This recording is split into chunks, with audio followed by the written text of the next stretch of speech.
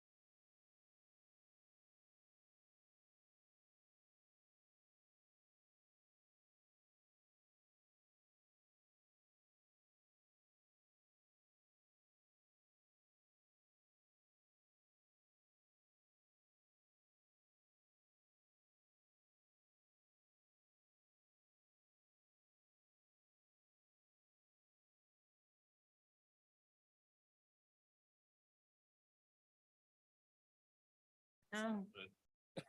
It's like I said, that balance of how high can you be the thing issue can be. And you have.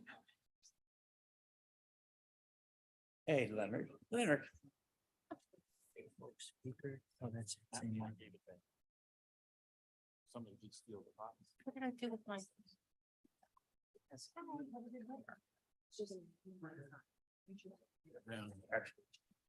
Call me.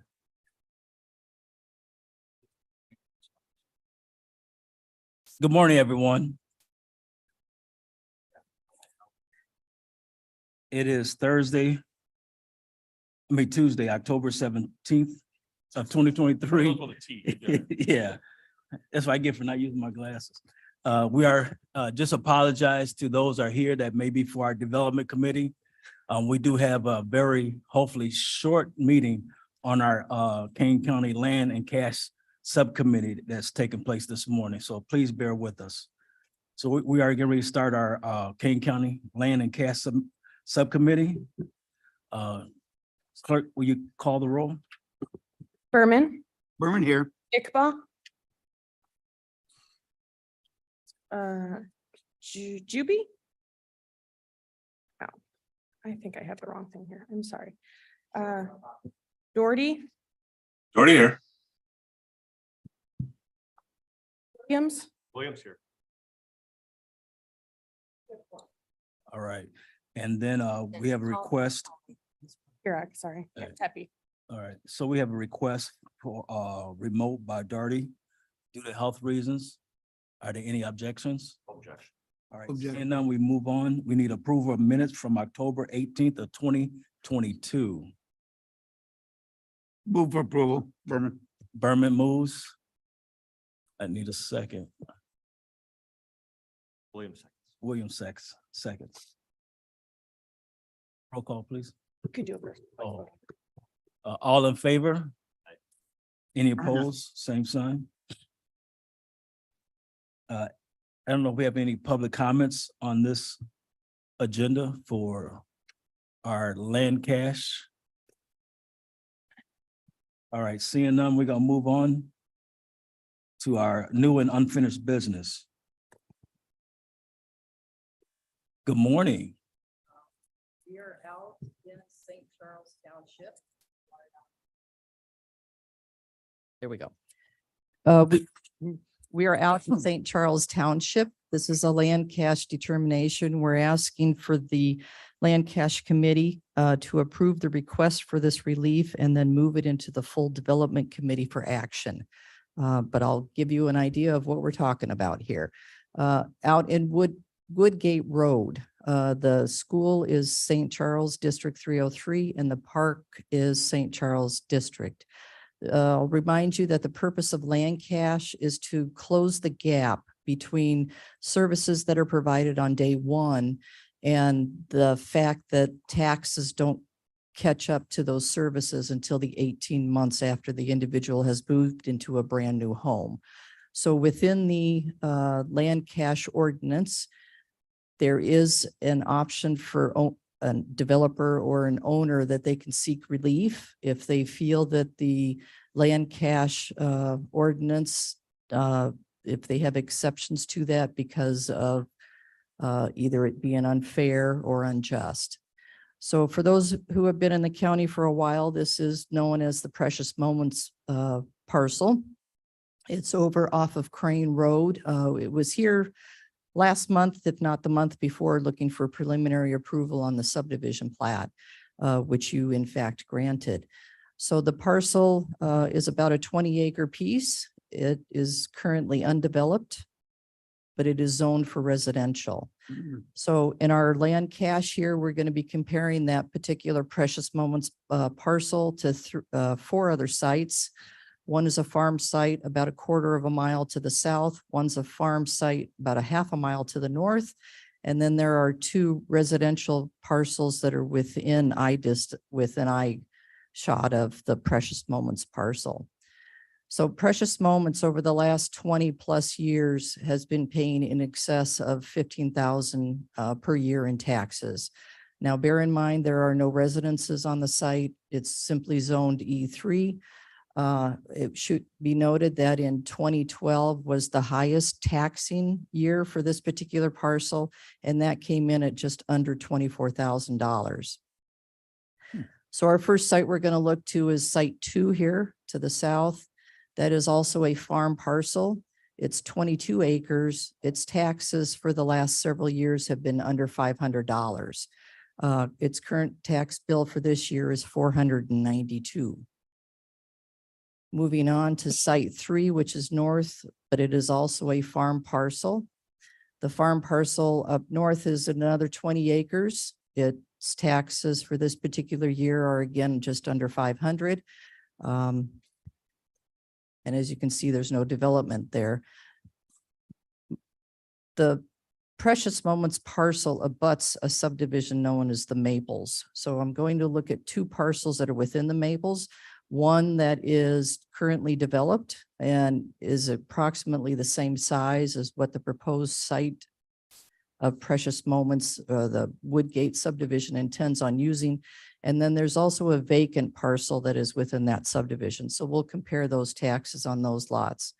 For the developed parcel, their taxes are around $17,000 for this past year. And then towards the south, the vacant parcel, their taxes for an undeveloped parcel with the E3 zoning is just under $5,000 for the year. So as you can see, the Precious Moments site has been paying significantly more taxes than all the parcels around it. If the development was to occur in land cash fees that are due amount to just over $92,000 for this particular parcel. The parcel has paid over $355,000 in taxes over the last 20 years, but has never produced a child or a family from the site. Comparing this site to the farm site number 3, farm site 3 has paid $4,000 over that same 20-year period. This is our the standard taxing wheel showing that the Precious Moments site with their bill of $16,000, comparing it to the farm site of just over $500. So the technical staff has reviewed this. The owner of the parcel did present the plat officer with a request for some relief from the school and the park district. The schools and the parks have been contacted and they have acknowledged that they will abide by the direction of this committee. And given the history of taxes paid on this parcel, it is the opinion of the plat officer that enforcement of the land cash ordinance would be unfair. At this time, I would recommend that we move this into development committee for action unless there's further questions. Do we have so there's not a motion that's secondly made? Correct. Okay, Motion. so we need a motion. Berman moves. Berman moves.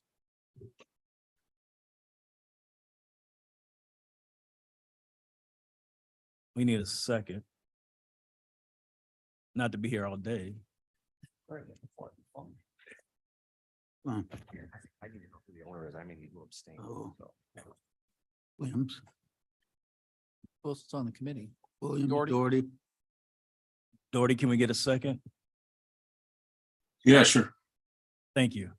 So we have motion and second. Any questions or comments? Sure. Go ahead. Williams here. Who's the owner of this parcel?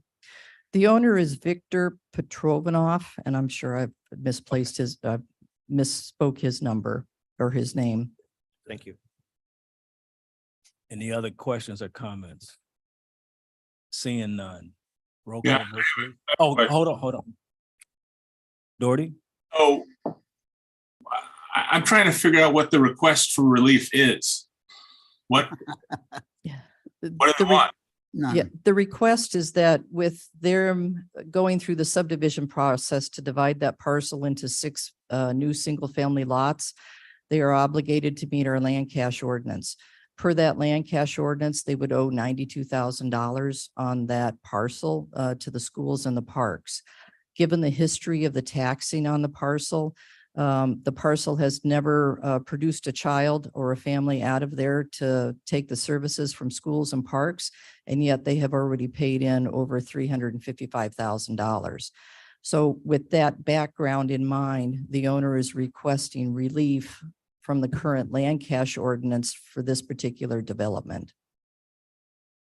Mr. Chair. Go ahead. So typically when a developer buys property from a farmer, they have something that's called developer relief. So Right. they continue paying the same rate of real estate taxes that the farmer paid until they get an occupancy permit and sell the property.